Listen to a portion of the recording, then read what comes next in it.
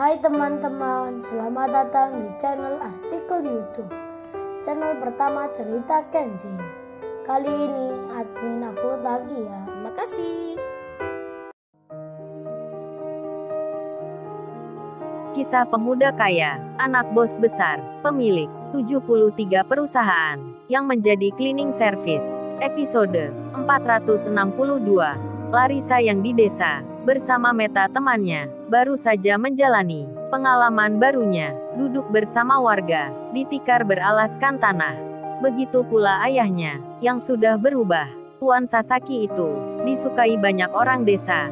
Hal itu tak luput dari Kenshin, yang mengajaknya kerjasama, hingga menolong perusahaan miliknya, dari ancaman kebangkrutan. Dan setelah itu semua, Kenshin dan Iwan kembali ke kota. Di perjalanan mereka sempat berhenti di sebuah warung untuk ngopi. Kemudian Iwan bicara, "Bro, gua nggak menyangka tadi Tuan Sasaki kok tiba-tiba jadi baik begitu. Padahal dulu orangnya galak sekali." Demikian dengan Larissa, "Kok tumben-tumbennya datang pula ke rumahku?" Gua sampai heran, mimpi pun takkan mungkin. Mau bilang tak percaya, tapi ini nyata. Padahal kemarin-kemarin, dia itu cewek yang sombong. Apa lu masih ingat, bro? Saat mesin genset itu meledak, lalu mengeluarkan asap pekat, kan Larissa itu terkena, sampai kehabisan nafas. Dan lu yang menolongnya, memberikan nafas buatan. Tapi apa setelah ia selamat? Bukannya bilang terima kasih, malah lu dilaporkan polisi. Katanya lu berbuat asusila, menciumnya saat pingsan. Tapi herannya sekarang, Larissa itu kok lain, bro. Seperti bukan yang kemarin, bahkan 180 derajat. Larissa sudah berubah. Gua sangat curiga, jangan-jangan Larissa itu sudah jatuh cinta ke lu. Hahaha, Iwan tertawa, memang sengaja bercanda, memberitahukan apa yang dilihatnya. Kenshin pun menjawabnya, "Ah, itu mungkin perasaan lu aja, Wan. Yang mudah baperan. Masa orang berubah baik, malah dibilang begitu. Itu namanya berburuk sangkawan." Kenshin menyela, menghindar dari pertanyaan Iwan. Iwan pun menjawabnya, "Ah, lu nggak percaya, bro. Gua tadi lihat sendiri, gerak-gerik cewek itu selalu melihat ke arah lu." Iwan sambil ngopi, mencoba meyakinkan Kenshin. Kenshin pun bicara, "Ya mungkin kebetulan saja, Wan. Masa orang sekedar lihat, lu langsung bilang begitu. Lagian gua juga punya istri." Larissa itu tahu sendiri, jadi tak mungkin, Wan. Larissa akan begitu. Iwan menyahutnya, "Kalau itu gua sudah tahu, bro. Cuman gua cerita saja, apa yang aku lihat tadi. Itu memang nyata. Larissa dan Meta selalu memperhatikan lu." Hahaha. Iwan tertawa lagi. Mereka pun saling bicara. Setelah beberapa saat, Kenshin dan Iwan melanjutkan perjalanannya lagi. Tak lama kemudian, 1 jam pun berlalu. Kenshin tiba di tujuan. Namun sebelum bertemu Kaori, Kenshin sempat mampir ke rumahnya sendiri untuk memberikan oleh-oleh ke ayah dan mamanya, sembari menceritakan tentang kejadian yang ada di desanya Iwan.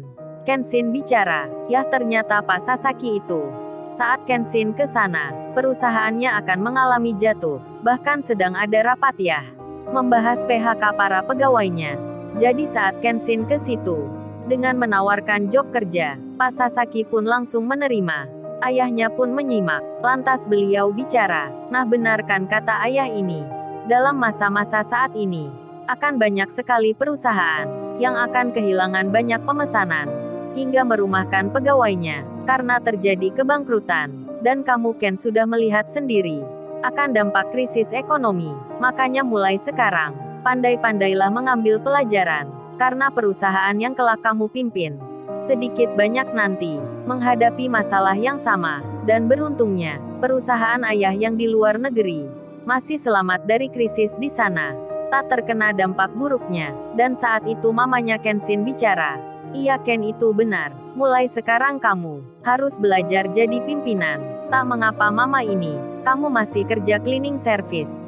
Tapi kebijakan dan keputusan mengenai masalah perusahaan, kamu yang harus berani mengambil.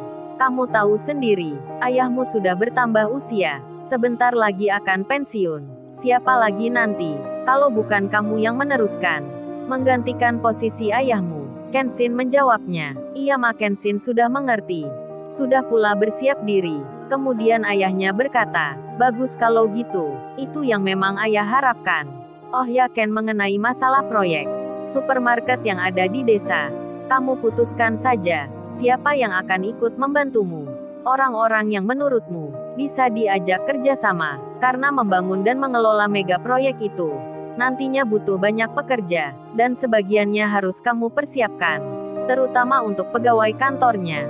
Dan yang terpenting, kedekatan dengan petani harus selalu dijaga. Jangan sampai seperti orang yang ada butuhnya, mereka mendatangi petani untuk mencari suara. Setelah terpilih jadi lupa, ayah melarang itu. Tapi kamu dan para pegawai nanti harus selalu menghormati. Nah, kalau krisis pangan terjadi, baru banyak orang akan sadar jasa para petani begitu tinggi. Kenshin pun mengerti, mengingat pesan ayahnya. Kemudian, selepas pembicaraan itu selesai, Kenshin kembali pulang, akan ke rumah istrinya. Di lain tempat, Iwan ternyata sedang mampir ke rumah calon mertuanya. Siapa lagi kalau bukan di rumahnya Ririn. Malam-malam Iwan datang. Ririn pun jadi terkejut, langsung saja bicara. Loh Mas Iwan, kok nggak memberi kabar kalau akan datang? Tadi kan masih ada di desa. Sekarang sudah sampai sini. Oh ya, apa Mas Iwan naik motor pulang ke desanya? Kenapa sih nggak pakai mobilku saja? Aku malah jadi nggak enak ini sama ibunya Mas Iwan nanti. Entar dikira aku nggak minjemin. Ririn langsung saja berkata, bicara dengan Iwan banyak sekali. Dan Iwan pun menjawabnya. Dengan pelan-pelan Iwan bilang, sebenarnya aku tadi itu sayang, nggak ada tujuan pulang ke desa. Sweet, Iwan manggil Ririn sudah berubah. Pakai kata sayang sekarang, bahkan bicaranya pelan-pelan, penuh romantis. Dan Iwan melanjutkan bicara, tapi aku ke desa, karena urusan mendadak sayang. Siapa lagi kalau bukan mengikuti Kenshin? Nah, aku kan akan berangkat kerja. Tiba-tiba Kenshin datang, langsung saja diajak ke sana. Nah itu makanya, berangkatnya naik motor ini. Apalagi Kenshin aneh sekali, masa dari rumahnya ke desa pakai baju cleaning service. Ya gitu ceritanya. Akhirnya aku ikut saja, sekalian melihat kampung halaman. Ririn akan bertanya, namun ibunya keluar rumah. Iwan langsung menyapa. Kemudian Iwan bilang, selamat malam Bu. Oh ya, ini Bu oleh-oleh dari desa. Di kampung saya lagi panen. Jadi sekalian saja, saya membawakan ini. Ibunya Ririn pun menjawab, loh Nak Iwan, ternyata Nak Iwan dari desa. Kok repot-repot sekali Nak Iwan, sampai membawa oleh-oleh segala.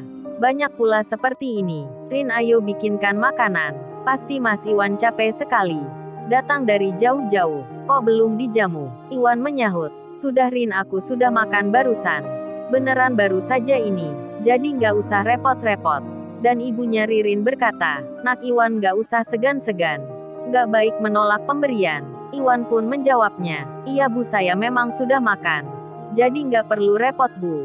Ibunya Ririn pun menyahut, ya sudah kalau gitu Nak Iwan. Tapi kalau butuh apapun, bilang saja ke Ririn. Ibu tinggal masuk dulu. Iwan pun mengiyakan. Dan Ririn melanjutkan bertanya, oh ya Mas Iwan, memangnya Kenshin ke desa, ada perlu apa ya Mas Iwan? Kok tiba-tiba sekali? Iwan pun menjawabnya, oh itu Rin, benar-benar aku juga tak percaya.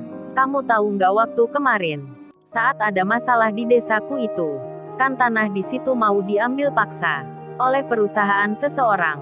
Hampir-hampir akan dibangun properti. Nah ternyata Kenshin tadi, tujuannya mengajak aku untuk menemui orang yang punya perusahaan itu. Kita langsung datang ke tempatnya. Ririn pun bertanya, memangnya untuk apa Mas Iwan Kenshin ke sana? Iwan menjawabnya, sepertinya penting sekali Rin. Sampai-sampai orang yang jahat itu membuat kaget warga desa. Aku pun demikian. Jadi tak percaya sekali. Pemilik perusahaan itu datang ke kampung bersama anaknya dan banyak pegawainya, meminta maaf secara langsung atas perbuatannya di waktu lalu. Hal itu setelah Kenshin datang. Aku juga tak mengerti, tapi rasa-rasanya Kenshin sudah menolong mereka. Entah apa itu sebabnya. Sampai-sampai aku dengar sendiri Kenshin dipanggil orang itu bos muda. Aku jadi heran, kenapa bisa begitu? Padahal Tuan Sasaki dulu pernah menghina Kenshin. Ririn yang mendengar cerita Iwan menjadi penasaran. Sedang Kenshin sendiri diantar sopir ke rumahnya Kaori. dan sudah sampai di depan rumah. Nampak istrinya terlihat duduk di kursi.